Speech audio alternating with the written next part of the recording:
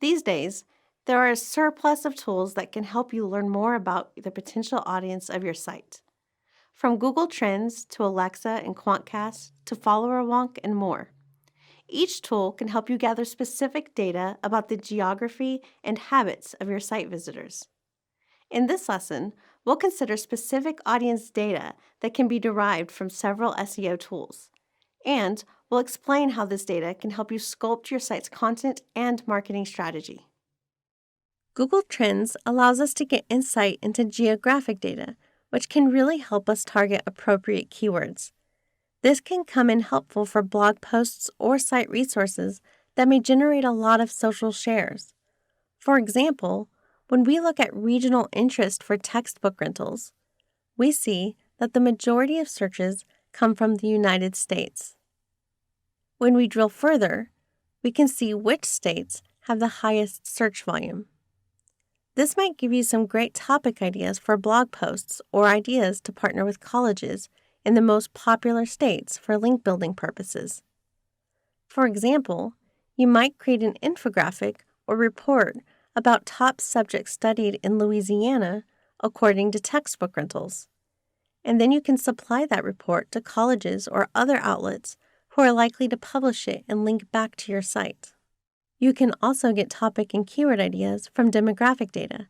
This data is a little more difficult to find and not completely reliable, but it does provide you some additional insight into your or your client's target market and can help you optimize a website more effectively. There are a few websites which provide data that you can take a look at, such as Alexa and Quantcast.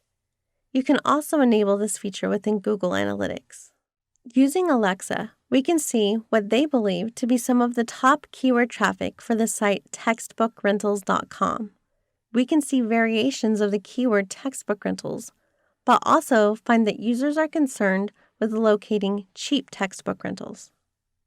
Alexa also provides information on audience demographics. For example, if we look up other textbook rental sites, we can see that some people have completed some level of college, which fits into what we know of the site's offering. Also, most people browse from home or work, but few browse at school. This might provide insights into the type of content you can create that will attract these users. Once again, this data is not entirely reliable, but may lead you in some useful directions. Alternatively, SimilarWeb shows potential topics visitors to the site may also be interested in.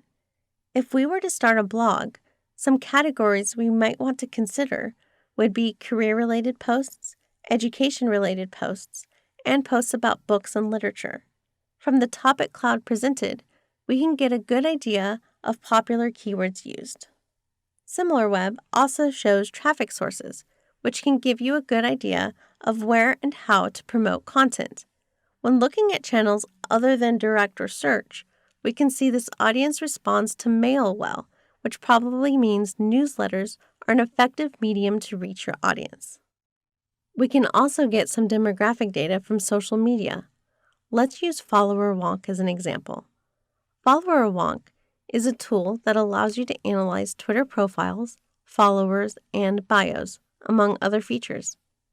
They have a great deal of information available for free and is also a part of a Moz subscription, so if you have a membership there, you can access more data by linking your accounts. I'll be signed on through my Moz membership in order to show you all of the data available. I would say Follower Wonk's data is pretty reliable as it's taken from Twitter directly. But that just means it's as reliable as Twitter is.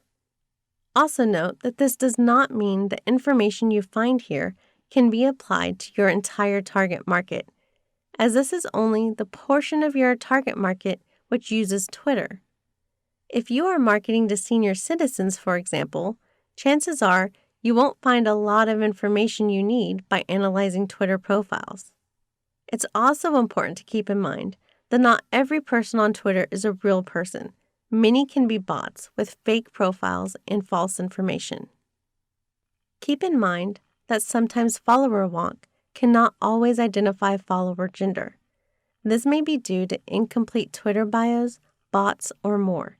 so it's a good idea to compare several accounts within the same industry.